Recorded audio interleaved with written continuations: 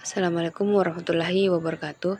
Perkenalkan, saya Safa Sahrani, yang dimana akan membacakan pendahuluan dari materi kami, yaitu keanekaragaman hayati laut di Raja Ampat.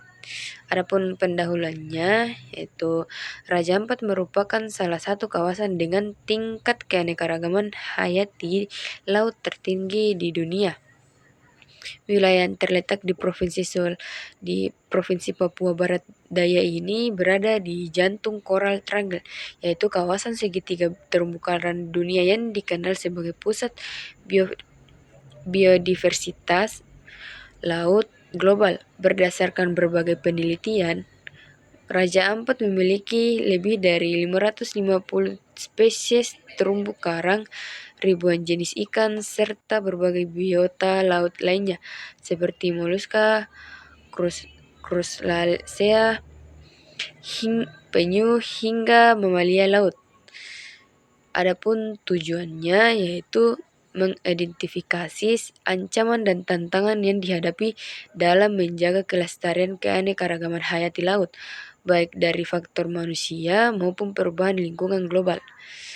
Lalu ada mengkaji upaya konservasi yang telah dilakukan baik oleh masyarakat adat, pemerintah, maupun lembaga internasional dalam melindungi ekosistem Laut Raja Ampat.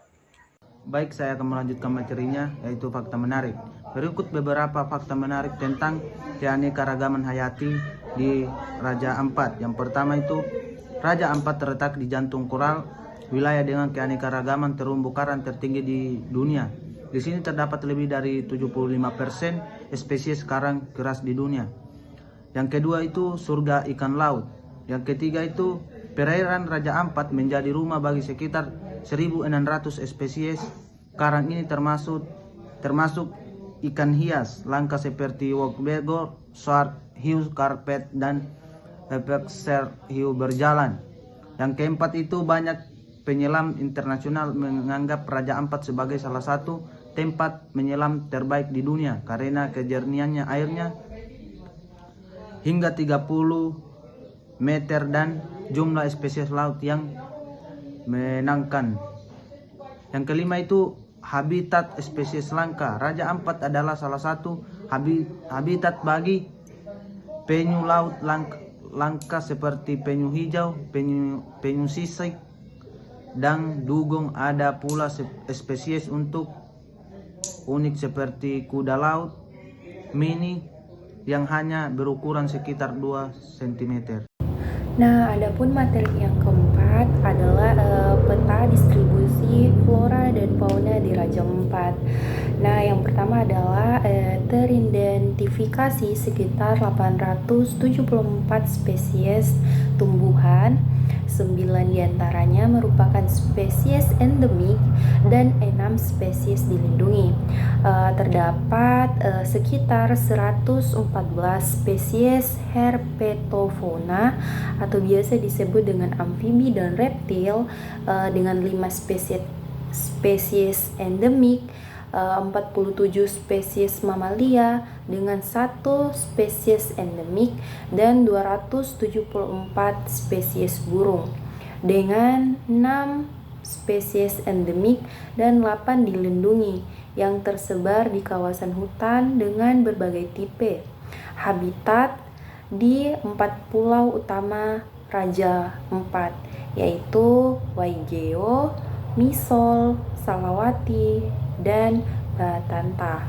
Nah, adapun yang kedua adalah Raja Ampat memiliki 8 kawasan konservasi terestrial dengan total luas sekitar 416.430 hektar yang mencakup hutan primer, lahan kering, dan pegunungan rendah di bawah 1.000 meter, seperti cagar alam Waigeo Barat, Waigeo Timur, Batanta Barat, Sulawati Utara, Misol Selatan, Kaviau, yang menjadi habitat berbagai fauna seperti burung cendrawasih, kuskus, dan mamalia lainnya. Nah, yang ketiga adalah perairan Raja Empat juga sangat kaya dengan 574 spesies terumbu karang dan 553 jenis ikan karang yang mendukung keanekaragaman hayati laut sebagai bagian dari Coral Triangle, pusat keragaman hayati laut dunia. Nah, peta-peta ini juga biasanya disediakan oleh Badan Konservasi atau lembaga riset berbasis GIS dengan fokus pada persebaran spesies endemik, juga kawasan konservasi yang digunakan untuk perencanaan pengelolaan sumber daya alam serta pelestarian keanekaragaman hayati di Raja Empat. Perkenalkan, nama saya Farul Alif. Saya akan membacakan studi kasus Laut Raja Empat. Yang pertama, terumbu karang dan MPA. Kondisi positif masih sehat, cakupan konservasi luas, serta tantangan dan ancaman dari pertambangan, polusi, dan infrastruktur pariwisata.